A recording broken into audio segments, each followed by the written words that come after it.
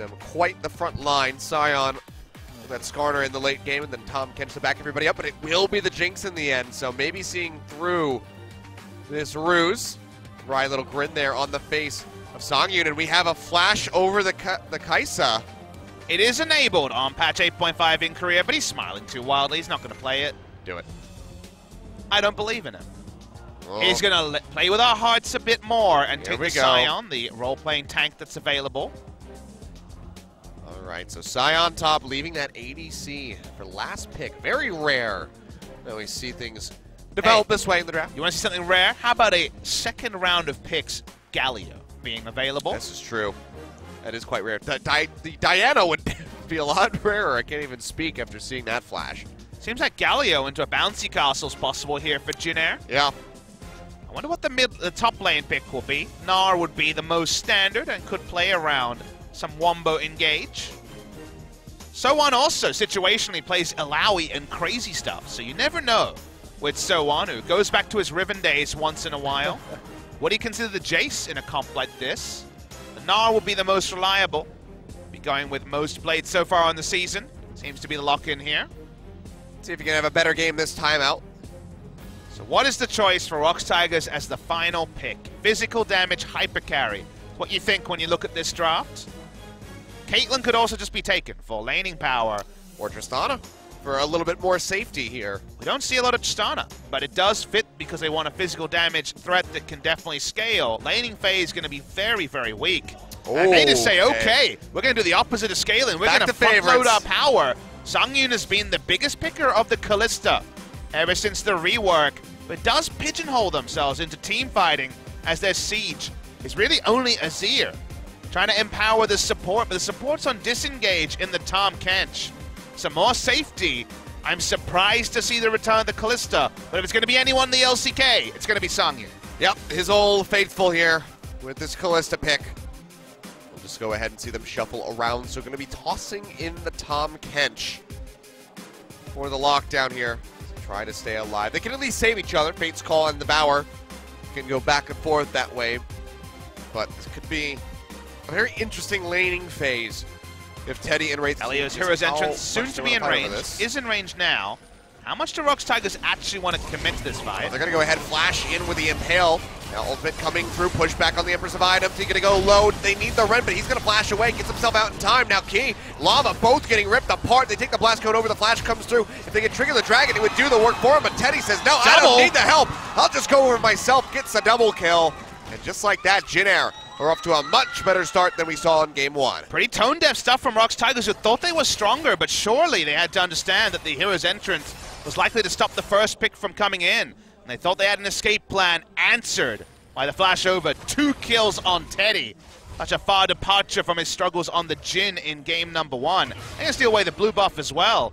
I'm not sure ROX Tigers, with the comp they drafted, can afford to give themselves so much of a disadvantage at the start of the game. 2 kills on Teddy, 7 summoner spells used as well by the end of this, I do believe. It's really strange. Like, it was an unforced error from the side of ROX. They overrated how quickly they'd be able to pick up the first kill, and then everyone's escaping on blinking health. Double kill with the Q coming to the side of ROX, as you'd expect. As the train's coming back to station on the top left side. All aboard. Eventually, we're going to see the Cloud Drake started, and with the extra items, it'd be ill-advised for ROX Tigers to try to contest. No flash. And Skarner also not being in the area, as they're looking for a Abyssal Voyage lane gank coming through from the Tom Kench. Setting up for that one. Umtia's roaming down to the bottom side, however, and he's sitting on that control ward. Now Songyun, they're going to look for the jump onto him. They might just pop him before the Abyssal Voyage is done. Yeah, Key, he can't arrive in time. TP coming in, but so is the Galio. They'll get the pop-up, a double kill over to Umti, and oh boy, Songyun, yeah. That face says it all. 4-0 for Jin Air, just 11 minutes into this game. ROX Tigers, they have done goofed. The lure of the Kalista pick for Songyun has let him down a couple of times post-rework. It's baited themselves. Exactly, they thought they were in a position to take advantage, but Jin Air read this play really well. It seems so suspicious. Where's the Tom Kench? He was just bot lane. Songwon didn't even join in on the Abyssal Voyage, so came in late. Probably a good thing. It would have been a triple kill if he was there. The Impale comes through, but he's a very tanky Galio. They get the stun. He goes low, and here comes the Sion. The ROX says, thanks for the kill, guys. I charged all the way down here from top lane. I'm not leaving without it. They pull it off. They get themselves on the board, but they had to invest a lot. They did. Now going to get mid lane turret from this, certainly. They have the gank rush going on. Waiting, pinging out here for Lava. Lava does have Cleanse Flash. Yeah, that is available, but he's just going to get popped up, and he is going to get annihilated. Cleanse used, Flash be damned. Lava still has goes flash. down. Yeah, he still got it, but that's about the best thing that happened in the last 10 seconds for Lava. Well, he got pickpocketed there. His life was righteous glory. Yeah. Interesting choice. I mean, we already saw Grace nearly kill Lava in a 1v1. He might be able to turn that around, but now, catch coming through, Songyun gonna get caught out. Key just gets deleted, can't even pop the shield in time. And Jin Air, do they feel comfortable enough to go for the Baron with the Tahm Kench being dead? Seems like the answer might be no, for fear of a steal, but... They know Skarner's flash is down, and there's no Blast Cone available, so they're gonna push up Vision.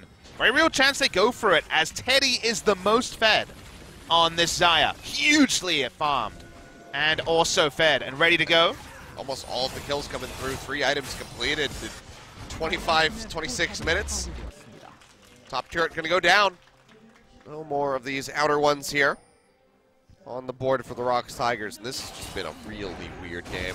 Certainly has. Jin Air onto the Baron, as we mentioned. No threats on it yet, but threats start to walk towards it. Wraith there to try to pass the fastest Baron you've ever seen. It's definitely the most unlikely duo of Baron in this game. The ragtag duo. Sejuani and Nar taking Barons. They're going to see Teddy walk up. They know it started now, but it might be too late. Yeah, it seems like it's going to be. Songwon starts to push it in. The taunt comes down. Baron goes over to Jin Air. Else out, but everybody else on this team, other than Wraith, is pretty damn tanky. All right. Charge coming through. Missile Void down to the bottom side. So, okay, they want to lock down Songwon. He flashes away, has the transformation ready. But the Fate's Call gets thrown in, but immediately they have to flash away. The grand entrance from Wraith locks down 2. Key is dead. And that is just going to be Thunderong going into the grave alongside him. And just like that, they try to make a play. Jin Air just way too far ahead.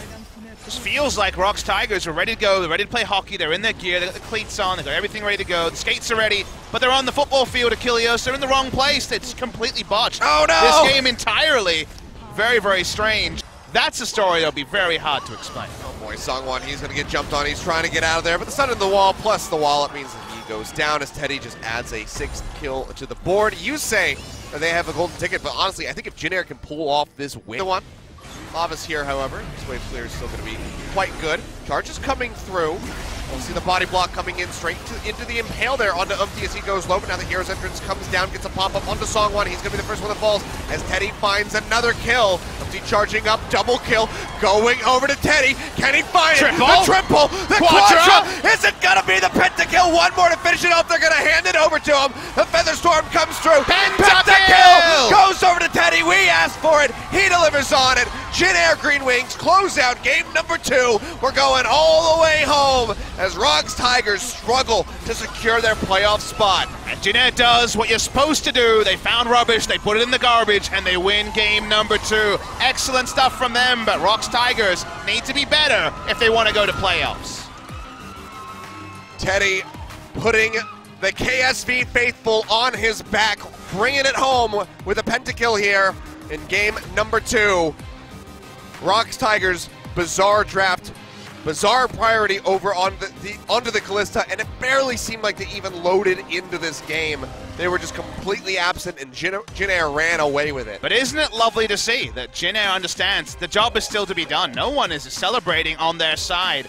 They got nothing to play for, but all they want to do is play clean League of Legends their fans can be happy about, and you can say they definitely managed to do that in Game 2. Game 2 was decided very early in the piece. The draft working against ROX, you can win with any draft. There was definitely an approach to that game they could win, but when they made that very half-thought-out plan around the enemy red buff and gave up multiple kills, you felt the sinking feeling. I'm sure they did too. And now it's all to be done. If they lose Game 3, they are out of the playoffs, and it will be KSV and SKT, unless SKT lose to Kongdu Monster tomorrow. Which seems highly unlikely, as we have said, but Jin Air, they're not done yet. One more game to go. We'll get a look at this monster of a pentakill here from Teddy. as he just starts ripping everybody apart, starting with Seonghwan. He's just insanely powerful at this point. He was overloaded in damage items. And by the end, he could be handed the pentakill very easily.